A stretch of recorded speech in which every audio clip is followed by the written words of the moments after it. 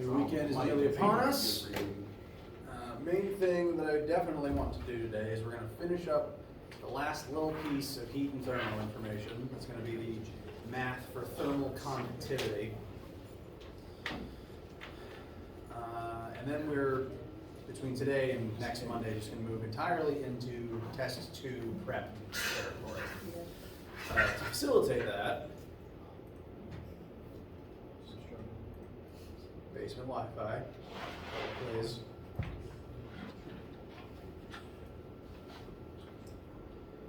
On Brightspace, there is already a practice test for next week. There is a slightly dated answer key already uploaded. I changed one question, so it's the only thing that I need to update. So if you do look at it and one of the questions just isn't the same, that's why. Additionally, if you click on the tab itself, it lists every single thing we've gone over since spring break. And between today and Monday, we will go over this list. I'll make sure to retouch on everything that will be on the test itself. I've probably said this a million times, but just for the sake of a reminder, test will be administered during lab time, Monday the 17th, Wednesday the 19th, and Friday the 21st of next week. You just have to show up for one of those lab periods. There is no normal lab next week. And lecture will be focused primarily on test prep. Show up for lecture on those days. We'll be going over the stuff from Brightspace that I just mentioned, the practice tests, the concept list, etc., and answering any questions from you guys. Kind of like last test, if no one has any questions and I feel like we've gone over everything that I have to say, I'm probably just going to start talking about something else, probably electricity or light, because those are fun topics that I usually do a day's lecture on before the end of the course. Well, I think they're fun at least. How do you guys feel about the next week or so? All right. So, once again, the definitive thing on the to-do list today is last little piece of Chapter 8. Before that, does anyone have any questions, maybe concerns about the test, or even questions from homework or stuff? So the next, I missed it, so the next possible, this coming Monday is the next time, or the first time we can take the test? Yes. So today is Friday the 14th. Okay. Test opens during lab on Monday the 17th. Okay. That's specifically during lab, 1:30 in the afternoon. Cool. But we could take it Wednesday or Friday. Correct. Any of the lab periods are fine. Doesn't matter if it's not the one you normally attend. If for some reason you don't feel prepared on Monday, you're allowed to jump into the Wednesday or Friday one if your schedule allows for it. I would appreciate an email just so that I can keep in mind a total in my head of how many people will probably be there. But yeah, any of the 3 days is fine. Kind of like how you can attend either of the exams at the end of the term. Thank you. You're welcome.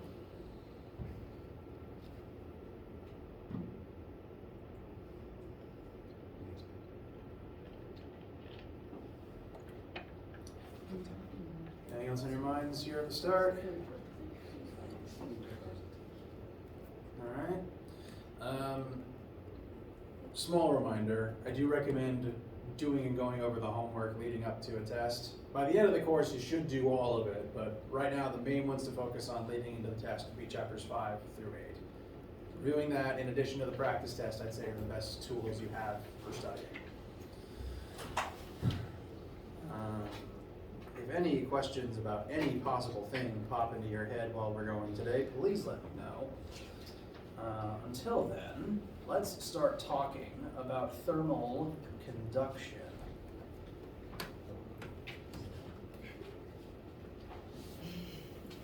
Before getting into the math, I wanted to define a few terms real quickly.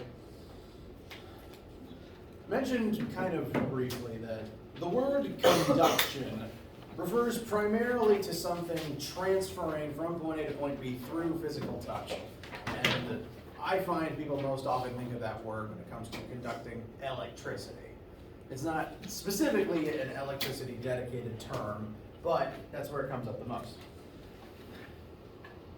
And as it turns out, conduction works very similarly for electricity as it does for heat.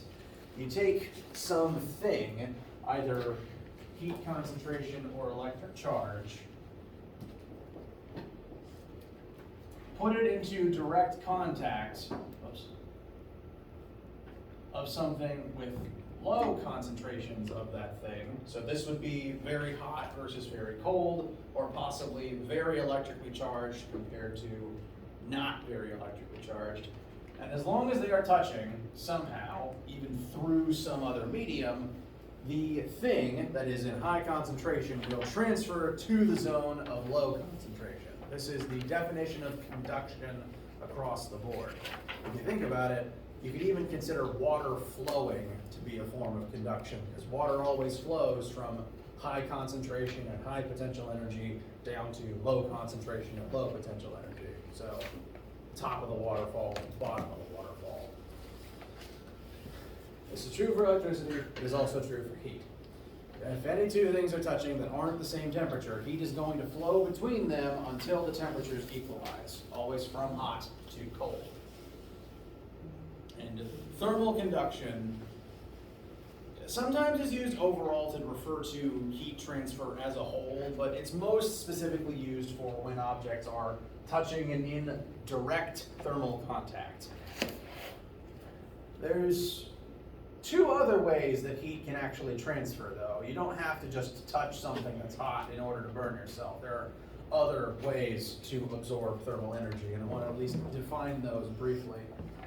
The two other methods of heat transfer are convection and radiation. And if you haven't defined each of these before, then they'll at least seem familiar as I'm describing them. Convection is basically conduction with extra steps. And the word convection might feel most familiar in reference to one of these things. It's an oven, by the way. It's not a washing machine. It's an oven. Convection ovens do heat up your food. The entire point of an oven is you put something in it and it heats up and it cooks. But usually they do that. I'm going to remove the door to draw the inside. Usually, electric ovens at least, function by sending electricity through coils at the bottom that get very hot. Please don't touch them. And yet your food isn't touching the coils. Your food is up here. Here's our very poorly drawn turkey. Conduction would require that the turkey be touching the coils, yet it's not. Please don't put your food directly on the coils. Usually there's not enough surface area. So the question then is, if the turkey's not touching the coils, how does the turkey actually get cooked? And the answer is convection. Note that the oven's not empty. It's not a vacuum. It's full of air like the rest of the world around us. And the coils are touching air, meaning that the coils will heat up air. And you may have heard at this point that hot air tends to rise, whereas cold air tends to sink. Lost my train of thought already. This is partially due to thermal expansion and phase change. As something heats up, it just naturally takes up more space. And that means that hot gas takes up more space and is less dense than cold gas. So hot gas literally floats up through the cold gas. So these coils are touching air, and that hot air is going to rise, and eventually it's going to touch the turkey. And the turkey's cold, so heat's going to transfer out of the air and into the cold turkey, and then the air is going to cool back down. So the cold air is going to sink back to the coils. And there it's going to heat back up and rise again, and then it's going to sink back down to the coils, and you get this cycle called a convection current. All convection ovens require convection currents. And basically you just get this constant flow of hot fluid rising, cold fluid sinking, bringing heat up to your food. This is how really we've ever cooked on fire, because when you start a fire, the hot gas rises up past your marshmallow. and it heats the marshmallow up as you go. Same is also true of boiling water, actually, because convection requires a fluid medium, not necessarily a gaseous medium. You get convection currents in boiling water too, as hot water rises and cold water sinks back down to heat up again. And that's why you can boil noodles. That's why it cooks that, kind of like how this cooks the turkey. But it still kind of requires conduction to work. It's just, rather than the two things touching directly, they're kind of in indirect contact via the air, meaning that the oven wouldn't actually work in a vacuum. You could not use this in the void of space. Of course, you'd probably roast in the light of the sun anyway. So that's convection, the second of the two methods. Lastly is radiation, and that's the reason why you would cook in the light of the sun. The term radiation simply refers to radiating energy in any form of electromagnetic radiation. That can include light, but that can also include radio waves, microwaves, infrared, visible light, UV, X-rays, gamma rays, and cosmic rays. Those are all different flavors of electromagnetic radiation. They are all ways that something is able to beam energy out literally as a laser. So right now you are currently being irradiated by the lights above you. They are sending energy out and you are absorbing it when the light hits you. This is the only method that works in a vacuum. Because notice that Earth isn't touching the sun and that there's no gas for heat to conduct from the sun to the Earth. We get all of our energy from the sun directly through radiation. It is still giving out energy, just in the form of light rather than through any of these other methods. So, 3 means of energy transfer. We're now going to do the math for one of them. Sound all right so far?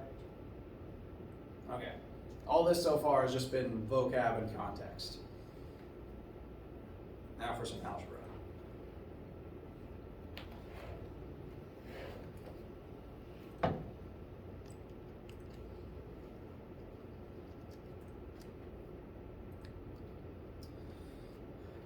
This top piece is not the formula. This is kind of like where the formula came from. You don't have to understand what this symbol is necessarily. This is the actual formula. So this is how it was invented. This is the actual formula. This is the formula for thermal conductivity. I'm going to slightly adjust the drawing that I have over here.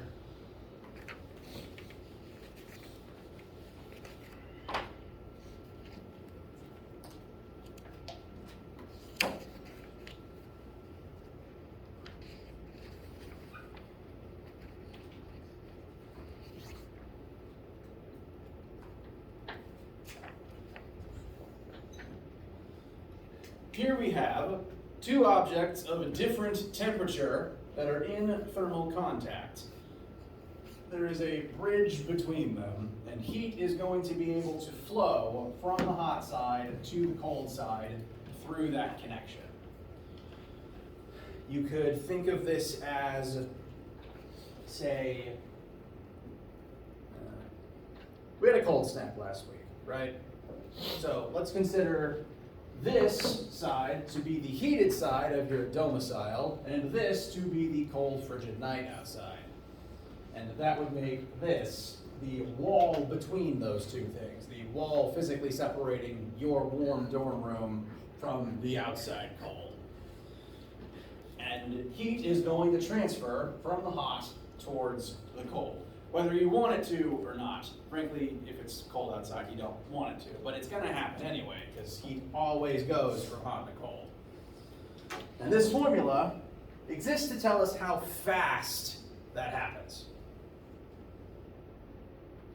The purpose of this formula, the thermal conductivity equation, is to tell us the speed at which energy transfers from the hot side to the cold side. And there are 4 key factors that affect the speed of transfer. To kind of run through the formula as a whole, first, P. This is actually power, thermal power. And if you remember from the previous times we talked about power, actually, I'll just roll this up.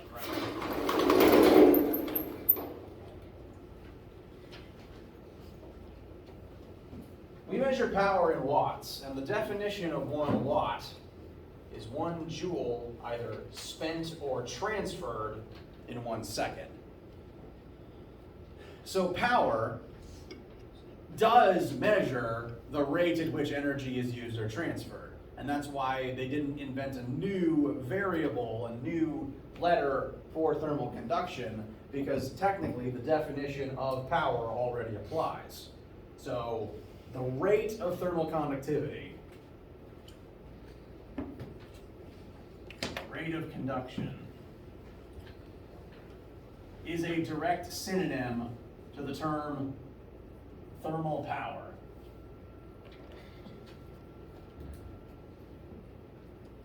If I say thermal power, or if Achieve or the test says thermal power in any way, shape, or form, that is referring to the rate of thermal conduction, the speed at which energy transfers. And 1 watt means that 1 joule leaches through your wall every 1 second. Is that right so far? All right. So power is the speed of thermal energy transfer, and everything else is what determines that speed. And that speed depends on several factors. Actually redraw this picture. Here we have our wall. Here we have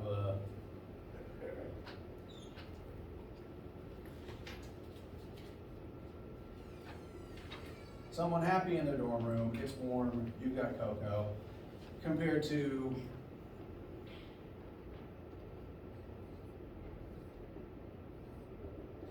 outside. So, hot side, cold side, separated by a wall. You want all the heat to stay over here, and we have to figure out how fast the heat is going to leach through the wall to melt frosting. The 4 things that affect that are, in order, K. This is lowercase k, by the way. We've used uppercase K, well, really I think just for temperature Kelvin in the past. But this is lowercase k. Just, again, physics ran out of alphabets to steal from a long time ago. Lowercase k is a new variable, a series of constants listed in this chart right here. K is the thermal conduction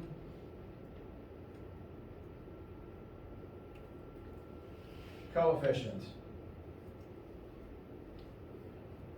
And kind of like how every different material known to humans has a different specific heat, which is to say every different material heats up or cools down at a different speed, every different material also has a different rate that heat naturally passes through it. And you've noticed this before, because you probably, I see around the room, most of you have something like this. A vessel that is specifically designed to keep hot from getting into your beverage. As long as something is insulated in any way, shape, or form, it's making use of some material that has a very low thermal conduction coefficient to slow down the rate of thermal energy transfer. Because if you want to keep heat out of your drink, you want a very small rate of heat transfer so that heat doesn't get into your beverage. And that means that items, materials with a lower thermal conductivity coefficient are used to create insulation, used to keep hot things hot and cold things cold. If you look here at the lowest numbers on this chart, we've got gases just naturally tend to have a very low thermal conductivity, and other materials like, well, historically asbestos has been used for insulation, but don't use it anymore.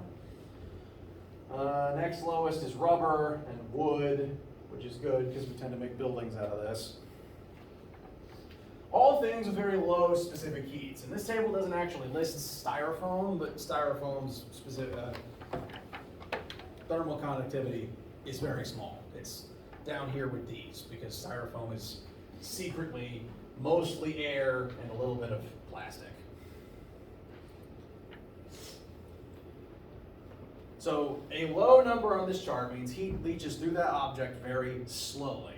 Whereas a very high number, notice again for metals mostly, means heat's going to pass through it very quickly. And that's why we tend to make cooking ware out of metal, because you actually want heat to pass through the metal and into your food pretty fast.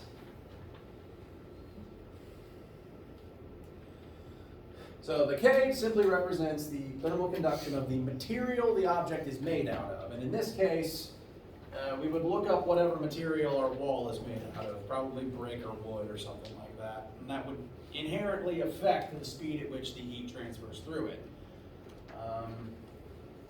Brick is not on this list, and that's unfortunate, but since secretly most rocks are actually made out of metal, and that includes bricks, meanwhile wood is probably a better insulator than brick is. So log cabin's actually a pretty sound idea for staying warm.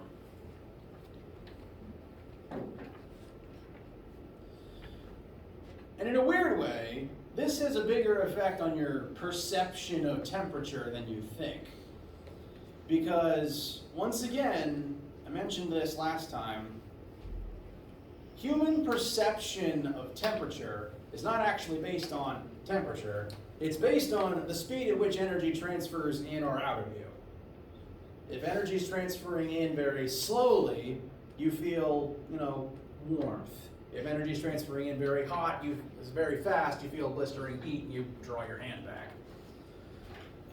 Your entire perception of heat and temperature is based on the speed of thermal energy transfer, which does depend on the temperature difference to what you're touching, but it also depends on what the thing's made of. And this is why different materials will feel like they're different temperatures, even if they're the same temperature. I want you to think back to when you woke up this morning. Your room, whatever room you were staying in, as long as you are asleep and not moving around doing stuff, and the lights are off and the air's just at a constant set temperature, whatever it does at night, whatever you set your thermostat to, everything in your room should be the same temperature when you wake up. Because you are isolated in your insulated bed, and you're not actually messing with anything else around you. You're not giving heat to your surroundings. They're all just going to sit in the same temperature air, reaching thermal equilibrium overnight. So every single thing in your room, barring your own self, since you're warm-blooded, should be the same temperature when you wake up. And yet, once you start moving around and you start touching the things in your room, everything feels like it's a different temperature, right? Your bed, I hope, feels pretty warm. That's because it's made out of very insulated materials. Fabric isn't listed on here, but fabric is made of carbon, and rubber is also made out of carbon, so I would assume it's about the same conductivity. But then if you touch, say, a piece of metal or the concrete or linoleum floor, that suddenly feels cold, right? Even though, logically, that floor should be the same temperature as everything else in the room, like the wood dresser or, your laptop, which again probably has a plastic housing on it. They're all the same temperature, but they feel different temperatures. Some things feel colder than others because different materials are naturally going to leach heat out of you more quickly. You can even demonstrate this here in the room because the desks you're sitting at are made of at least two different materials. The surface is made of composite wood, whereas you've got, I'm not sure why I did that, but the actual board that you could kick with your foot in front of you, in front of all your knees, is made out of metal. So if you take your own hand and you touch the wood part versus the metal part, in this very room, do they feel different temperatures? Based on your perception of what your nerves tell you? Yes. Yes. They're the same temperature because they've been in this room all night touching the same temperature air, but they feel different because naturally they are going to leach heat out of you at different rates. Make sense so far? Okay. It's surprisingly weird how little the perception of temperature actually counts on temperature. It's also one reason why the weather can feel different even when it's the same temperature outside. The humidity in the air really does affect it. So that's what K represents. And kind of like how you don't have to memorize any specific heats, you will have this table on the test. I'll tell you, the pot is made out of copper, or the wall is made out of wood. You'll know what it's made of. You'll be able to find the K value you need. So that's the first and arguably the most important thing that affects thermal energy flow. I'm actually going to skip A for a second, and I'm going to skip to what I think is the next most important thing that affects thermal energy flow, and that is the difference in temperature between the two sides. In the case that we've drawn here, where the hot side is your dwelling and the cold side is the winter outside, that difference, the TH minus TC, represents the literal difference in temperature between the hot side and the cold side. The bigger that difference is, the bigger the difference in concentration between heat on this side and the absence of heat on this side. And if there's a bigger difference there's a bigger difference in the concentrations, this heat is going to try even harder to get over here. The bigger the temperature difference, the naturally faster the heat is going to flow, and that's why the hotter something is, the more it burns when you touch it. This is why keeping your dwelling insulated is most important in winter and summer around here, because in winter you want to keep the hot in, and in summer you want to keep the hot out. But the bigger the difference between the inside and outside temperature, the harder it is to actually maintain that, and the higher your heating and cooling bill jacks up. Whereas in spring and autumn, where it's occasionally the same temperature inside and outside, sometimes you can go days without your AC ever actually kicking on. So the difference between the two sides matters. This whole piece here just represents the difference between the hot side and the cold side. And whereas delta T is always final minus initial, this only cares about the magnitude of difference between hot and cold. It's very specifically hot minus cold, since hot's always the bigger number. That does mean you will have to remember for yourself that this power here won't tell you direction. You'll have to remember for yourself the direction of heat flow is from hot to cold.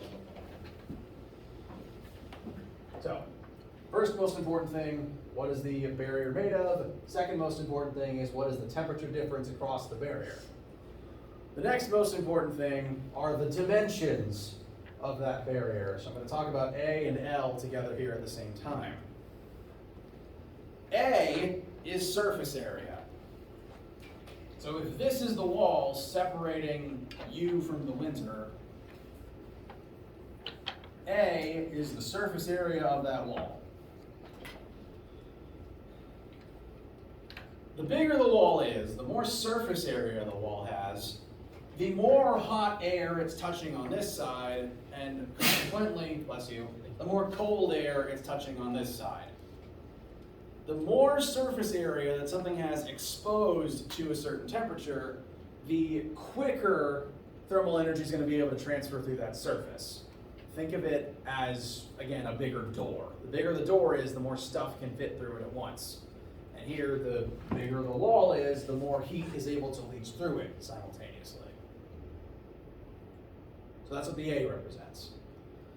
A larger area drives up the rate at which heat transfers. On the other hand, though, the length the heat has to travel through drives it down. That L would represent the physical distance from one side of the object to the other.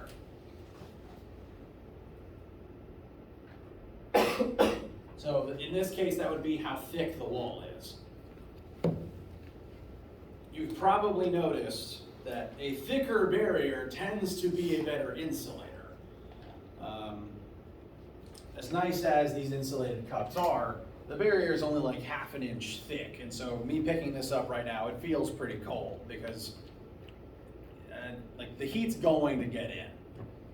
the only way to make it a better insulator would be, one, fill it with a better insulative material, or two, simply make the walls thicker. Because the thicker the wall, the greater the distance the heat has to travel, and that will slow it down. Of course, then all of our thermoses would be huge, and then they're just not very fun to carry. But you've probably noticed this with, say, coolers. The thicker the lining, the better they keep the ice, and also just the walls of your building. The thicker the wall, the more stable the temperature inside is. You wouldn't really want to sleep outside in a building made out of cardboard. So all in all, those are the 4 factors that affect the rate at which heat passes through an object. What it's made of, the temperature barrier, its area, and its thickness. How you guys feel?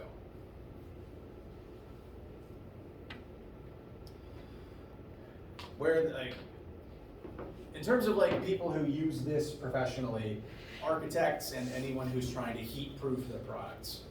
Again, so architects and people who make these. Yes? You said A was the insulating material? A is the area, the surface area of the wall. Okay. K is the thermal conduction coefficient of the material it's made of. Yes, sir. That said, if you got those backwards, it's just multiplication, so that wouldn't be the end of the world. The real problem would be if you swap one of them with L. Since A drives it up and L drives it down. All right, let's get a little piece of practice into your notes.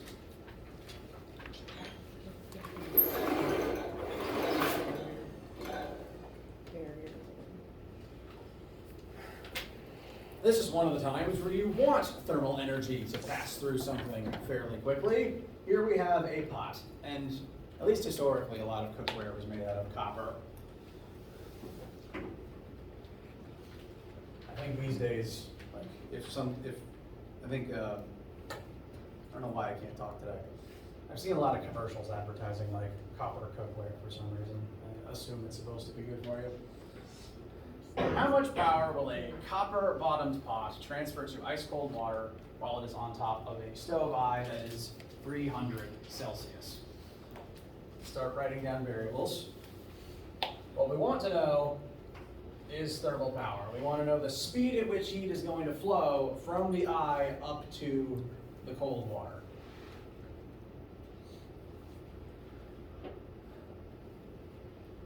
The temperature on the cold side of this interaction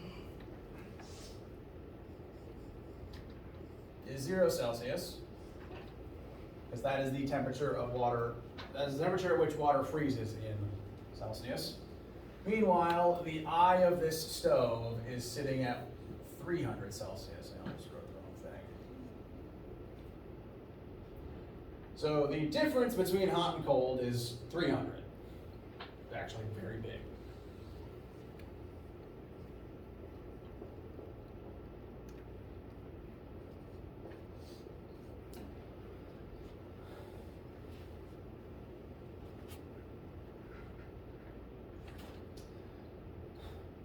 So that's a temperature difference. We're also told the pot has a diameter of 12 centimeters and is 2 millimeters thick. The pot's thickness, the distance that the heat has to travel through, there we go, to get from the eye up into the water, that's going to be L. That's the distance the heat has to transfer through. So for L, that's where I'm going to list the 2 millimeters. But I'm going to go ahead and convert that into meters as 0.002. Next, we need to know the surface area of the bottom of this circular pot. Kind of change the angle of the drawing real quick. This is a bad picture of the pot as seen from below. And so this circle is the underside of this round pot. And so the area would be the flat surface area of that circle. That's why if you're cooking a lot of stuff, like a big pot of soup or what have you, it's usually better to use a wide pot rather than like a really tall, narrow one. Because if you did just have a really tall, narrow pot, there's a very small area at the bottom to draw in heat. Whereas a very wide, shallow one has a lot more area for heat to pass in through. And that's why most pots tend to be pretty wider than they are tall most of the time.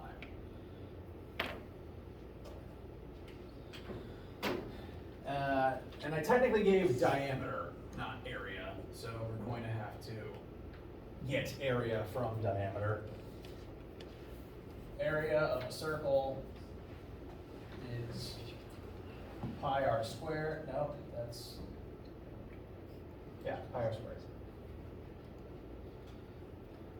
So, 3.14, bless you. Diameter is 12, radius is half of diameter, so 6, convert 6 to meters, and that would be 0.06, and that's going to get squared. So, bless you. The area of the bottom of this pot in meters squared is going to be very teeny tiny.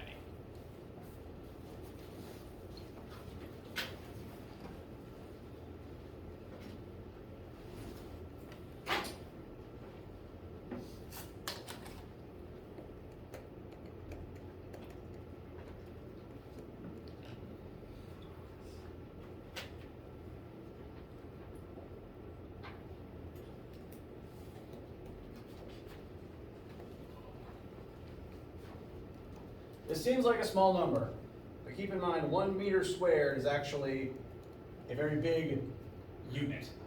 So it makes sense for it to be a very small amount of meters squared. Also, 12 centimeters is not a very big pot.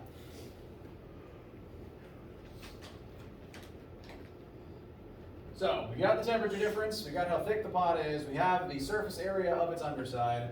According to the formula, B equals Ka times the temperature difference divided by L. Pardon my marker dying. The last thing we need is K, which again depends on what the object is made of.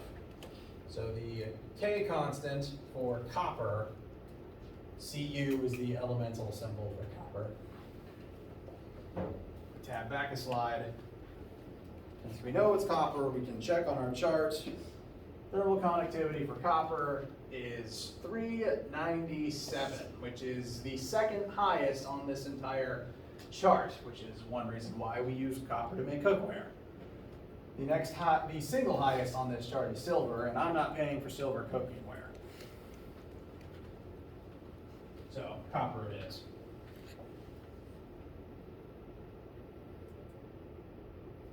It's a very complicated unit that you do not have to memorize.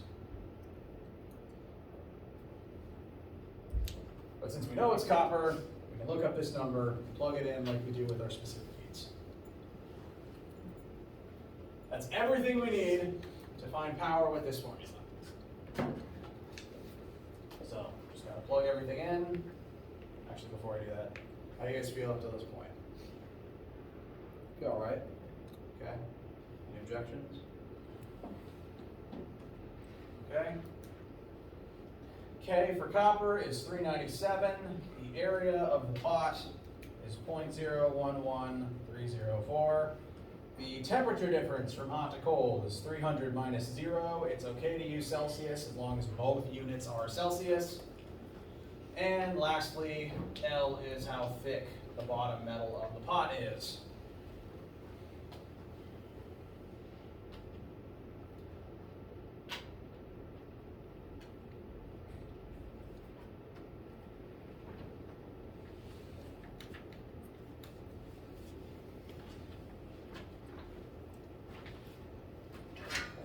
And so, the thermal power rating for this interaction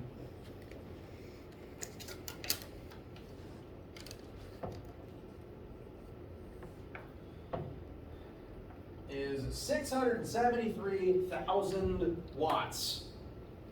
If you recall, 1 watt is 1 joule per second.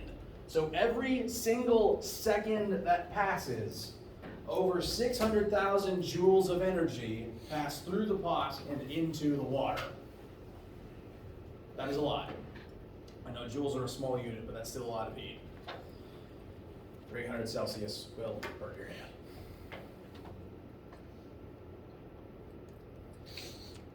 Now this rate is naturally going to slow down as the temperature of the water increases, but the water's temperature is going to cap out at 100 since that's the highest temperature that water reaches. So it's going to slow down, but not by that much. And I'd say overall, this is a pretty effective piece of cookware. The heat's going to transfer in pretty quickly. How does all this feel for right now?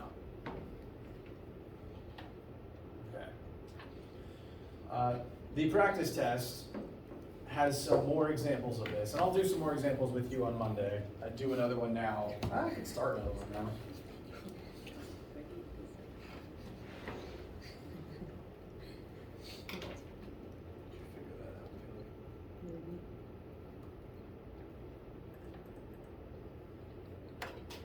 But that's the last new piece of information for heat thermos. That is the last new thing before the test.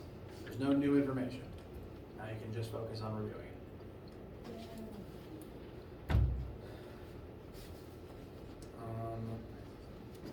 While I'm still thinking about this specific concept, let me actually show you what questions on the practice test use this information, since I don't have another example pre-written.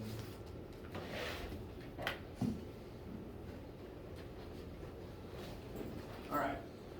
So, examples of where this comes up on the practice test, and therefore where you might see it on the actual test. Question number 9. In a blizzard, you take shelter in a wooden shed. You get the inside up to 25 Celsius, which is where you want it usually.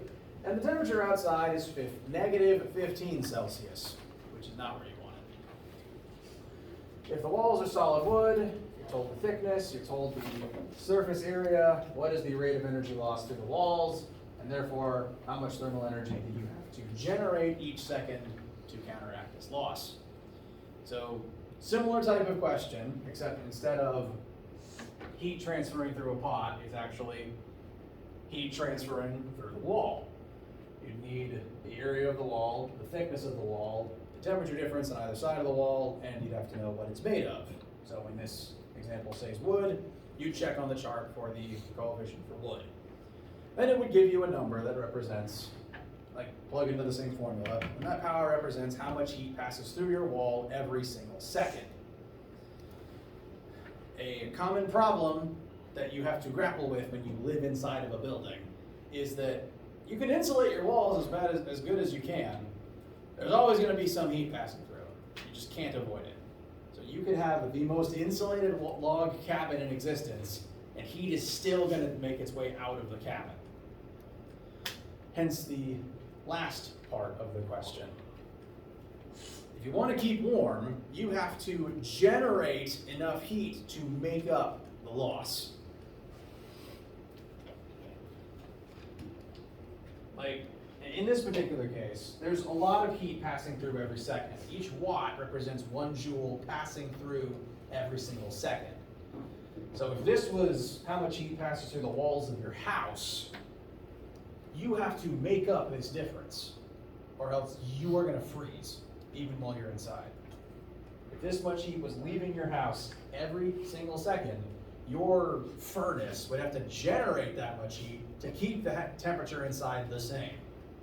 And this is why we have heating systems.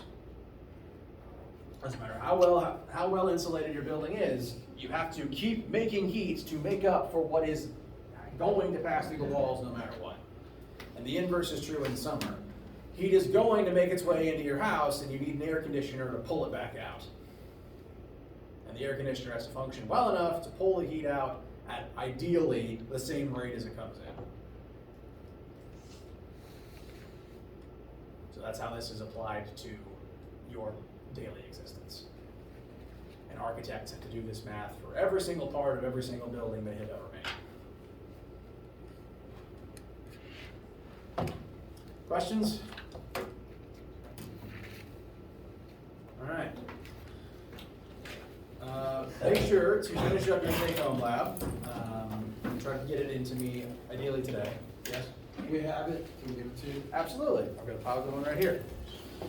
Over the weekend, be working on the Chapter 8 homework, and once you finish that up, make sure you do the rest of chapters 5 through 8 as well.